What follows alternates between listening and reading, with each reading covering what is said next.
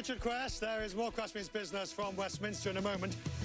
When Israel tries to get its high-speed rail moving after 10 years of delay, and if you wonder what correspondents get up to, people like myself during the ad breaks, one comedian has you covered. I'll be joined by Jonathan Pye, who will put the truth into what we really think. Before that, this is CNN. And on this network, the facts always come first.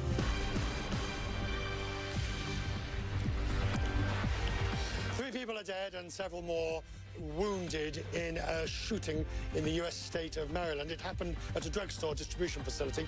A source close to the investigation says the suspect is a disgruntled employee. The shooter is said to be in critical condition after shooting herself in the head. The lawyer for Christine Blasey Ford says she would be prepared to testify next week if terms are fair, but she would prefer an FBI investigation first. Ford has accused the U.S. Supreme Court nominee Brett Kavanaugh of sexual assault when the two were in high school. In an email to the Senate Judiciary Committee, Ford's attorney has asked to discuss conditions. South Korea's President Moon Jae-in has returned from his summit with Kim Jong-un and says the North Korean leader is eager to get on with denuclearization. Mr. Moon says he hopes a second summit between Kim and Donald Trump would take place in the near future. Pop star and politician Bobby Wine has returned to Uganda. Wine, who's set to face treason charges, was greeted by a crowd of supporters outside of his home. Local police confirmed two of Wine's brothers are among several people detained, attempting to welcome him at the airport. Wine travelled to the US this month to seek medical treatment for injuries he said he received in military custody.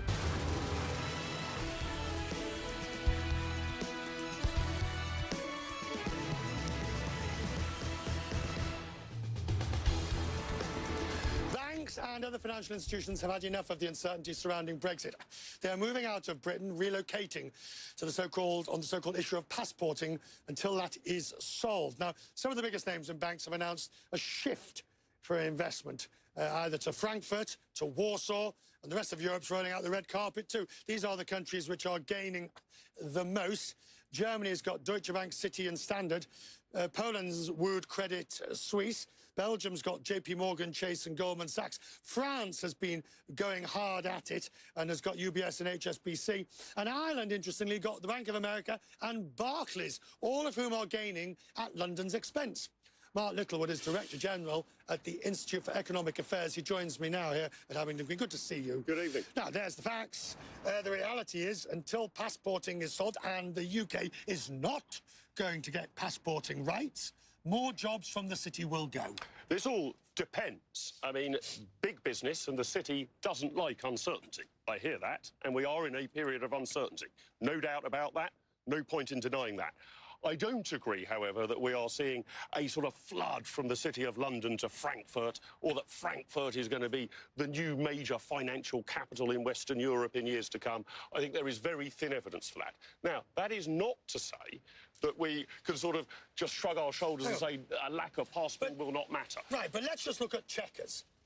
Financial services was not part of Chequers. That is just for industrial goods. Yep. The idea of a single market, or at least some form of common rule book. So whatever happens, even if the Prime Minister gets her way, the financial industry is not going to get preferential access to the EU. And we know that the ECB and others want to withdraw euro clearing from Britain. No, that's true. These are all reasonable threats for you to raise, and I agree they are reasonable threats. They're promises. There is a question of trade-off here. It is essentially a zero-sum game here. The more difficult our relationship gets with the European Union, for example, if passporting rights go, or there are tariff barriers in the worst case, the trickier it gets to trade with the European Union. However, the easier it gets to start to strike deals around the rest of the world, and the easier it gets to set our own financial regulations.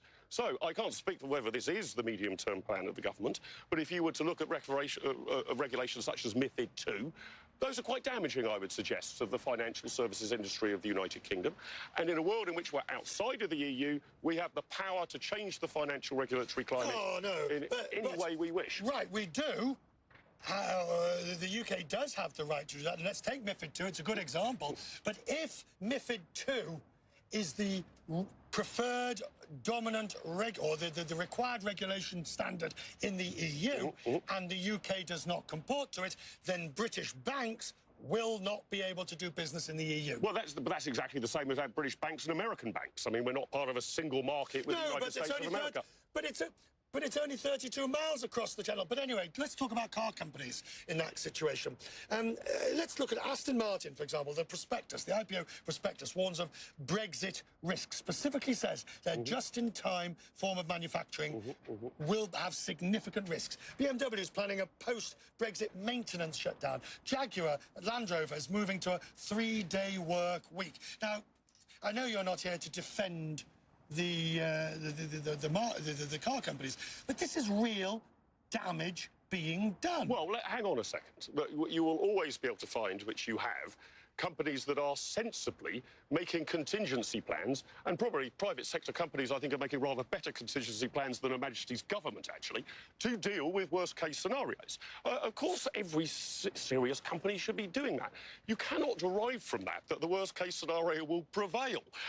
Any major car company is going to prepare for the worst-case scenario in a period of uncertainty. Very wise to so do. The argument, of course, is that never mind worst-case scenario, the best-case scenario in a post-Brexit Britain, certainly immediately in the medium term, is not good. Oh, I don't agree with that at all. Immediately, I might agree with you. The price of going for Brexit is a period of uncertainty that we have certainly had in 2 years after the referendum. I mean, the economy hasn't tanked or anything. I mean, employment is up. Growth is ticking along at about the same rate that it was prior to the referendum. So there's no form of disaster, but there has been a period of uncertainty, which I expect to continue for a year. Over the medium term, what will be crucial is whether we get our own regulatory environment right and what our trade relationship looks like, not just with Europe, but with the 93% of the world's population who don't live in the EU. Let me ask you the question that we were asking at cnn.com/vote. Should the British people be given a second vote? And I'll qualify it by saying a second vote on the final deal. Because 2 years ago, we had no idea what it would look like. Yeah, 2 years ago, we were essentially asked, do you want to get divorced? And the answer was, yes, we do. We didn't ask the question, and if you do get divorced, who gets custody of the children, or which house do people live in, or what is the marital settlement? But the decision was clear. And broadly in the British Constitution, it was clear. I mean, 4%, it wasn't a landslide, but it was clear. And under the British Constitution, referendums are supposed to be, and this was billed as, a once-in-a-generation event, and the government was clear that whatever you decide will be enacted. So it is my view that leave should be enacted. We should leave the European Union. This does not preclude many years into the future changing our mind. In fact, the last referendum, we changed our mind compared to 1975. But the idea that you give everybody a specific referendum vote on the specifics, I think is quite wrong. We are likely to have a general election, I would suggest, in the next year or two. That will be a people's vote. Too late. The people will be entirely at their discretion to elect a pro-return party, a pro-remain party, or do what they want. So democracy is not ended, but no specific second referendum. Good to see you, sir. Thank you for coming. Thank you, Richard.